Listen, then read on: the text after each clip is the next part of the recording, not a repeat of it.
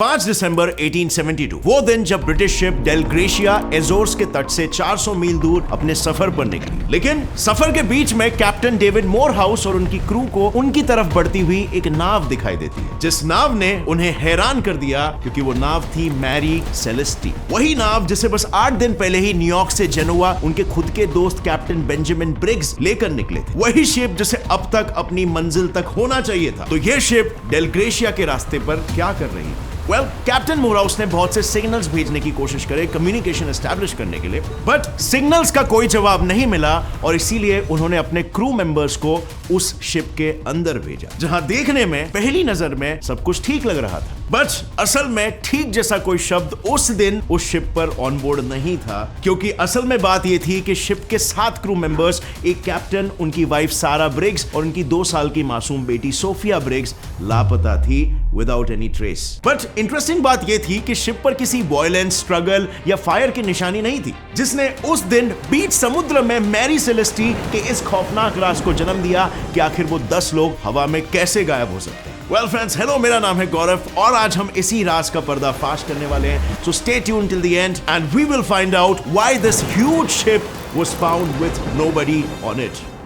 आई know आप लोग भी अभी इस वक्त यही सवाल का जवाब पूछ रहे होंगे, लेकिन बात तो यह है ना कि ये मैरी शिप ने इससे पहले भी बहुत सी मौत की कहानियां लिखी है। लेकिन इस पर्टिकुलर इवेंट की पूरी सच्चाई जानने के लिए हमें समय में थोड़ा सा और पीछे जाना पड़ेगा। उस समय में जब मैरी सेलेस्टी किसी और नाम से जानी जाती थी। मैं बात कर रहा हूं 1861 की, जिस साल स्पेंसर आइलैंड कनाडा में बनी ये 100 फीट लंबी और 25 फीट चौड़ी शिप अमेज़न के नाम से जानी जाती थी। और हालांकि ये बाकी शिप्स के कंपैरिजन में छोटी जरूर थी, लेकिन इसके ओनर ना मिलने के पीछे का कारण ये नहीं था कि ये छोटी है, बल्कि ये कि ये श्रापित है। ऐसी कहानियां बहुत चर्चे में आ रही थी। जैसे सफर में फिशिंग डैम से डैमेज होकर रिपेयर के लिए जिस शिपयार्ड में गई थी, वो पूरा शिपयार्ड अपने आप ही आग में राख हो गया। लेकिन अमेज़न पर आज तक नहीं आई। इसे जिसने खरीदा था वो भी कंगाल हो गया। अटलांटिक ओशन में इसने एक शिप को ठोकर मारकर उसे समुद्र की गहराइयों में डुबा दिया और फिर इसने अपने ही कैप्टन के खून से अपने हाथों को रंग लिया। इस घटना में नोवा स्कॉशिया से लंदन वाले सफर से पहले कैप्टन मैकलेलन अचानक से बीमार हो गए और बेमौत मारे गए। सो क्या ये सब कोइंसिडेंस था? हो सकता है, बट लोगों को ऐसा नहीं लग रहा था और इसीलिए इसके लास्ट ओनर ने अमेज़न को कनाडा के पोर्ट पर लाकर टूटी फूटी हालत में वहीं पर अबैंडन कर दिया। Let's move on to 1868 now, जब एक अमेरिकन मरीनर ने इसे खरीदा और रिपेयर करके इसे एक नया नाम मैरी सेलेस्टी दे दिया। पर क्या सिर्फ नाम बदलने से इसका बैड लक हटने वाला था?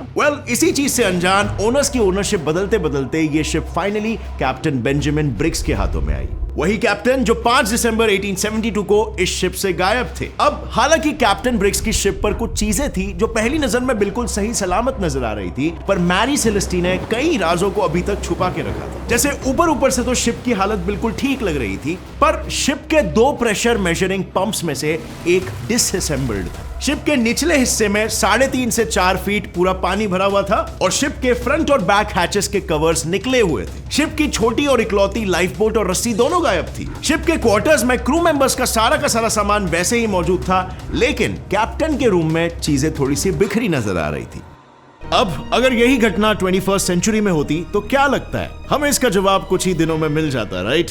यस, क्योंकि आज के हमारे जीपीएस, नेविगेशन सिस्टम्स, रेडार्स ऐसे इक्विपमेंट्स की मदद से एक्यूरेटली जियोलॉजिकल लोकेशंस को पिन पॉइंट कर सकते हैं। I know this sounds interesting, right? आपको बस कंप्यूटर नॉलेज, मेनली कोडिंग आनी चाहिए and you are fit to be one of the people who work on such cool projects. But फिर आप कहोगे कि कंपनीज लाइक गूगल, माइक्रोसॉफ्ट में hire तो सिर्फ टायर 1 के कॉलेज के स्टूडेंट्स को ही किया जाता है। और इसी जॉब्स के प्लेइंग फील्ड को आप री-लेवल कर सकते हो बाय री-लेवल सिलेक्ट। री-लेवल सिलेक्ट 5 दिन का एक इवेंट होता है which is for front end, back and and full stack development, जहां पर बस एक फ्री सिंपल सा टेस्ट देकर विंगीफाई, टाइम्स नेटवर्क, हिप्टो जैसे और भी कंपनीज का एक्सेस आप पा सकते हो। इतना ही नहीं, डेली टॉप स्कोरर्स के लिए यहाँ पे 30,000 वर्थ के प्राइजेस है। साथ ही टॉपर्स को गुडीज लाइक मैकबुक, आईफोन 13 और आई वॉच भी मिलते हैं। And if you still doubt, take a look at Pratham Mishra. Coding के प्रति पैशन होने के बावजूद भी कैंपस प्लेसमेंट और वॉक इन इंटरव्यूज से उन्हें बस लो पैकेजेस ही मिले, लेकिन री-लेवल का फ्रंट एंड टेस्ट लिखने के बाद आज विंगीफाई जैसी अच्छी कंपनी में जॉब करके अपने करियर को सेट कर रहे हैं। लास्ट मंथ ही डेली के 35 लाख वर्थ ऑफ जॉब्स यहां पर डिलीवर हुए हैं। तो रुके क्या हो, book your test slot between 1st to 5th of June और पाओ अपना करियर सेट करने का मौका। Link is in the description.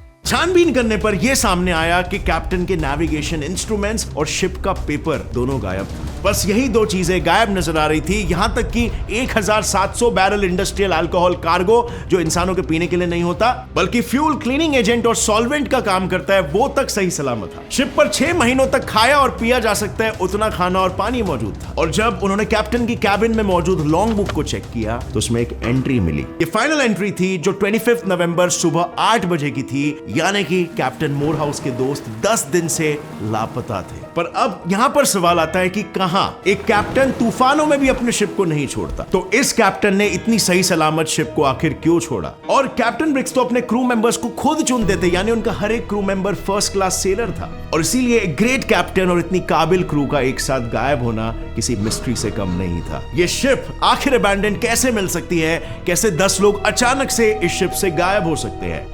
सबसे ज्यादा इस सवाल का जवाब अगर कोई जानना चाहता था ना, तो वो था गिब्राल्टर का लॉ कोर्ट, जहां कैप्टन मोरहाउस अपने लापता दोस्त की शिप मैरी सेलेस्टी को लेकर पहुंचे थे ताकि वो लॉ ऑफ सैल्वेज का फायदा उठा सके।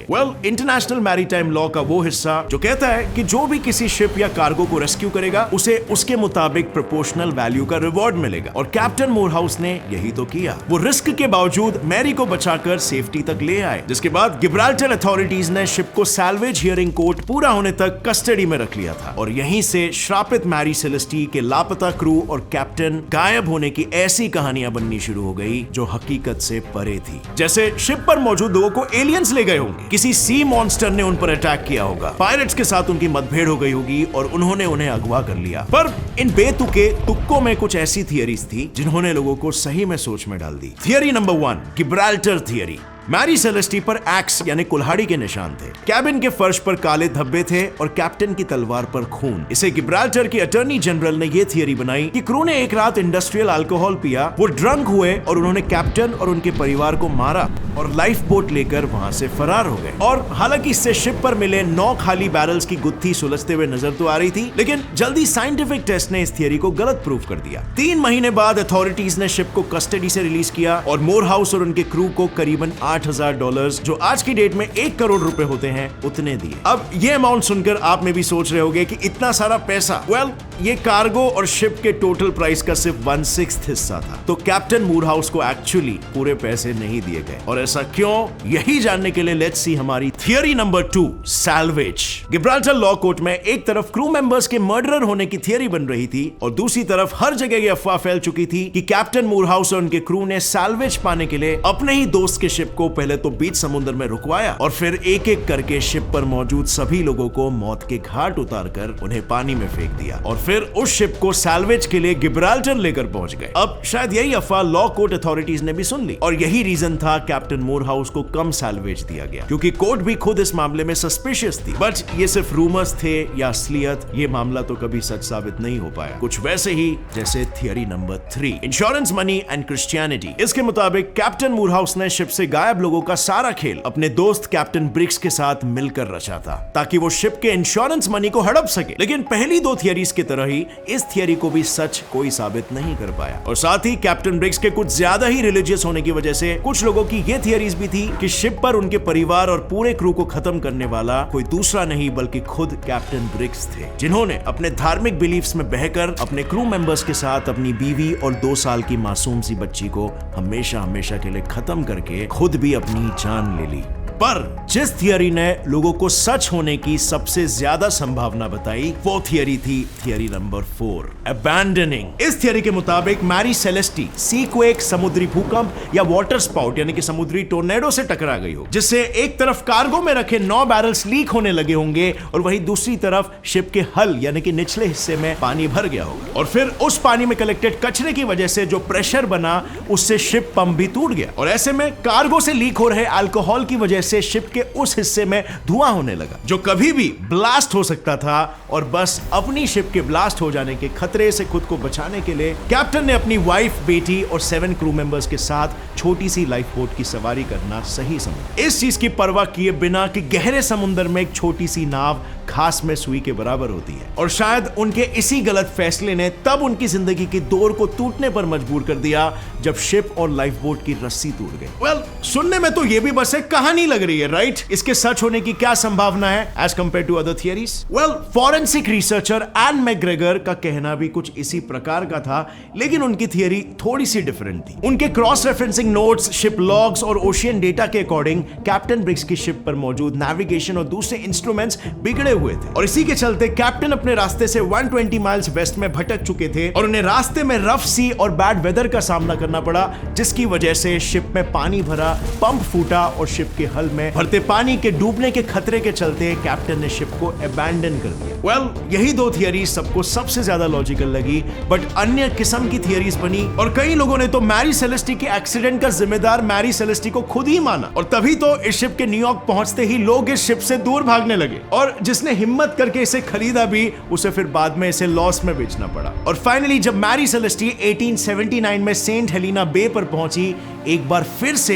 शिप की कैप्टन की बेमौत मौत हो गई। बट अब इसके 6 साल बाद वो हुआ जिसकी कल्पना किसी ने नहीं की होगी। कैप्टन जॉन पाकर ने इस श्रापित शिप से पैसे कमाने के लिए पहले तो $30,000 के वर्थलेस कार्गो को इंश्योर करवाया, और फिर मैरी सेलेस्टी में भरकर हाइटी के पास जाकर कैप्टन ने इस शिप को आग लगा दी, और फाइनली 1861 से शुरू हुए मैरी के जर्नी की राख को एट द एंड पानी की गहराइयों में दफन कर दिया गया। हालांकि इंश्योरेंस कंपनी के इन्वेस्टिगेशन में इस बात का पता चला और कैप्टन जॉन पर केस चला, पर फिर भी वो और उनके साथी जेल जाने से बच गए। लेकिन लॉ से तो वो बच गए, बट शिप के श्राप से क्या? इस इंसिडेंट के सिर्फ 3 महीने बाद ही गरीबी से कैप्टन की मौत हो गई, उनका साथी पागल हो गया और दूसरे ने खुदकुशी कर दी। वेल फ्रेंड्स, अब मैं आपसे पूछना चाहूंगा, इस शिप को लेकर आपका क्या ख्याल है? इस शिप ने लिटरली कोइंसिडेंसेस का पहाड़ खड़ा कर दिया, या फिर इसकी कहानी को प्रेजेंट इस तरीके से किया गया है कि ऐसा लग रहा है कि ये शिप बहुत ही पनौती है, या फिर इवन ये शिप सही में काफी पनौती है? What do you think? Comment section में लिखना। और अगर आपको ये कहानी सुनकर अच्छा लगा, ये रियल कहानी है बाय द वे, तो एक लाइक जरूर ठोकना। Get self life fact channel को भी सब्सक्राइब करो और बेल नोटिफिकेशन दबाओ ताकि आगे आने वाली वीडियो की अपडेट आप ना मिस कर सको। And see you next time. Till then, stay curious, keep learning and keep growing. जय हिंद।